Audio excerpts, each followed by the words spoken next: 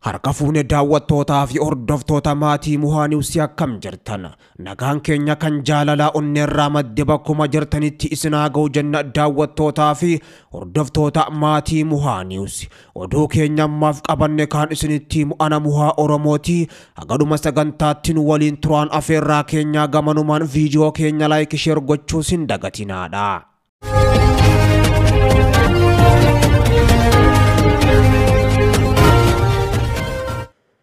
Durataa itti aanaa fi hoogganaan hariiroo alaa KFO obbo Jawaar Mohaammed waraana Oromiyaa keessa jirutti xumura gochuudhaaf mootummaan araarsituu alaa qaama sadaffaa irratti mamii qabu kaasuu akka qabu himee jira.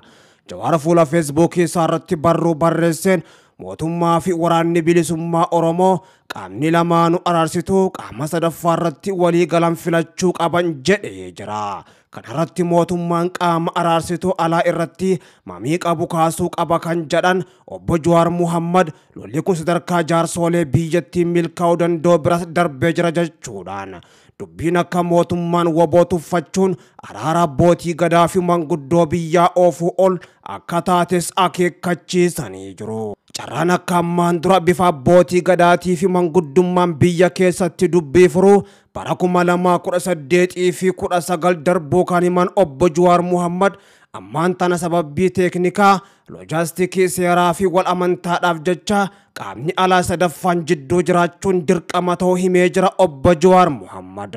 Mootummaa fi waraanni bilisummaa Oromoo marii qabatamaatti cahuu akka qabanis obbo Jawaar Mohaammed kan hubachiisan hoggaatu. Yeroo ammaatti dhimmi nagaa buusanii uummata keenya gaaga'ama hamaa keessa jiru baraaruu caalaa wanni biraa numa hin jirre jedhan obbo Jawaar Mohaammed. Mootummaan ammoo akkuma amma dura Lammaa Magarsaa fi Warqinaa Gabayyoo Eertiraatti erguudhaan aboo maqaa araaraatiin galchanii hogganoota olaanoo mara hidhatti gooranii jiran lixatti abbootii gadaa erguudhaan marroo fi ajajoota hunda fixuudhaaf karoorfatanis ammoo waboon akka amma duraatti Oromoon waraana guddaa kana dhabee sheenaus hin qabu kan jedhe waraana kana maqaa araara sobaa manguddummaa biyya keessaatiin akkuma waraanni ABO kuma hedduun biltsiginnaadhaan ammaan dura achi buutee taana waraana guddaa yeroo ammaan tana Oromoon horatee qabu kan maqaa araara sobaa manguddummaa biyya keessaatiin akkuma amma duraatti waraana ABO kuma hedduu biltsiginnaan ammoo achi buutee goote arra waraana Oromoo kanas araara sobaatiin dabarsinee biltsiginnattis hin kenninu jechuudhaan ajajaan olaanaa ABO waboodhaa ibsuma torbee kana keessa baasaniin akeekkachiisanii jiru. Yeroo araarri waboo fi mootummaa gidduutti labsamaa jiru kanattis lolli guddaa waboo fi mootummaa gidduutti hammaatee akkuma itti fufetti jira. Waraanni mootummaa hedduunis harka isaanii kennachaa jiraachuu ajajoonni waboodhaa kan himan. Lolli ammas otoo hin dhaabbatiin itti fufee jiraachuu kan beeksisan humnoota mootummaa Abiyyi Ahmad bakka hedduutti rukutaa akka jiranii fi mootummaan araara sobaa kana lakkisee araara dhugaatiin amma gad dhufuttis humni waraana bilisummaa Oromoodhaa lolarraa duubatti deebuudhaafis akkan jirre ajajaan olaanaa ABO'dhaa kan beeksisan humni isaanii ammoo waamicha araaraa fudhachuuf akka jiruu fi maqaa sirriitiin waraana bilisummaa Oromoodhaa mootummichiinis waamuu akka qabuu fi maqaa wal balleessii ammaan dura walirratti oofaa turanis lakkisuu akka qaban xiinxaltoonni siyaasaa Oromoo hedduu yeroo ammaan tana gaafachaa kan jiran karaa nagaatti dhufuudhaa fi araara fudhatama qabuu fi akkasuma wal amantaan akka dhuftuuf maqaa ammaan dura itti wal waamaa turan kan ABO shane jechuun mootummaa waamuu fi akkasuma ammoo hidhattoonni waraana bilisummaa Oromoodha OPDO yookaan cundhuura jechuudhaanis biltsiginnaa itti waaman lakkisanii akkuma ammaan duraatti ABO fi gama kaaniin KFO jechuudhaan paartiilee siyaasaa Oromoodhaa waamaa turan qaamni mootummaatis waraana bilisummaa Oromoo waboo jechuun waamuu akka qabuu fi akkasuma waraanni bilisummaa Oromootis maqaa ammaan dura itti waamaa ture OPDO fi akkasuma kanneen birooti waamuu akka hin qabnee fi biltsiginnaa yookaan maqaadhuma isaaniitiin waamuu akka qabus hayyoonni Oromootis akeekkachiisuu irratti argamu.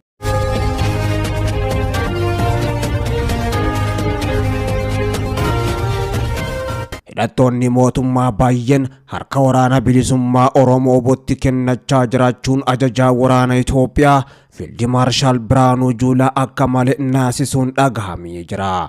Loltoonni mootummaa kan danuu tahan lola guddaa jiddu galeessa biyyattii bakka hedduutti waraana bilisummaa Oromoo WBO wajjin gaggeessaa jiran gubbatti hedduun isaanii kan barbadeeffaman, humni baay'een ammoo bittinnaa akka jiruu fi akkasuma waraanni mootummaa Abiyyi Ahmad danuu kan muummee hin qabne waraana bilisummaa Oromootti harka isaanii kennachaa jiraachuun himamaa kan jiru yeroo mootummaan naannoo Oromiyaa waamicha araaraa hidhattoota waraana bilisummaa Oromootiif gochaa jirutti waraanni mootummaa danuu tan jiddu galeessa bakka hedduutti bobbaafamuudhaan Oromiyaa keessatti waraana bilisummaa Oromoo lolaa jiran harka hidhattootaatti galaa yeroo jiran kanatti ammoo Fiild Maarshaal Biraanuu Juulaadha ajajoota olaanoo waraana hedduu wajjinis walitti bu'aa jiraachuun himamee jira.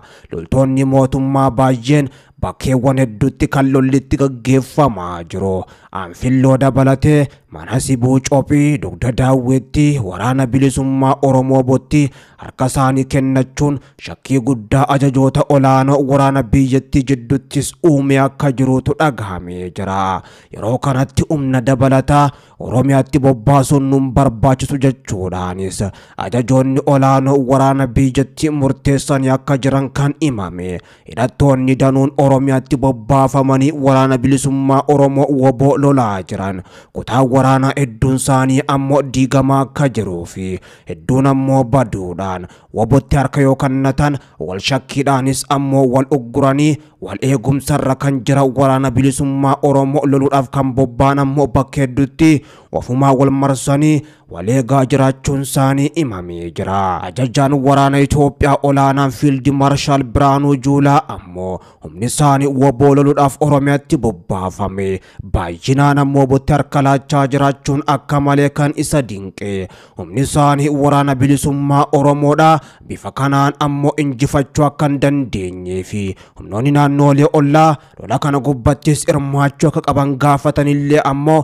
kana booddee hidhattoonni Oromiyaatti bobbaafamu akka hin qabnee fi Oromiyaatti yoo bobbaafaman ammoo waraana bilisummaa Oromootiif galii galchaa jiru hidhannoowwan gurguddoo kun ammoo mootummaadhaaf kisaaraa guddaa jechuudhaanis ajajoonni waraanaa danuun Fiild Maarshaal Biraanuu Juulaa dura dhaabbachaa akka jiran kan dhagahame. Ajajoonni 150 bakka baay'eetti keessattuu Cophii fi akkasuma Dugda Daawwee dabalatee gama kaaniin mana Sibuuttis hidhattoota waraana bilisummaa Oromootti harka isaanii laachuun kan himamaa jiru. Humni waraanaa danuunis ammoo bittinnaanii mootummaa jalaa badanii bosona keessa jiraachuun himamaa kan jiru. Ofumaafis ammoo hedduun isaanii dhukaasa walitti banuudhaan wal galaafachaa jiraachuunis kan himame. Waraanni bilisummaa Oromoo WBO'n bakka danuttis hidhattoota mootummaadha isaan loluudhaaf bobbaafaman buufataalee mootummaa hedduu keessatti marse barbadeessaa jiraachuunis himamee jira.